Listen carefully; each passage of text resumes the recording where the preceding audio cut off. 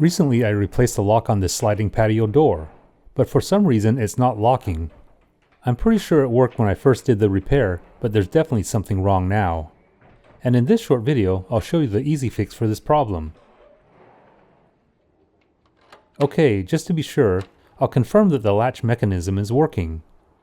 But the problem is that it's not hooking onto the bracket in the door frame. It's possible that somehow this got moved or shifted, but I can see that there's space in the screw slots for adjustment.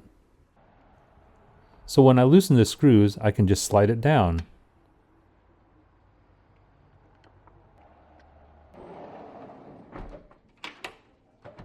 And it looks like just moving the bracket a little bit worked. This patio door is now locking the way it's supposed to.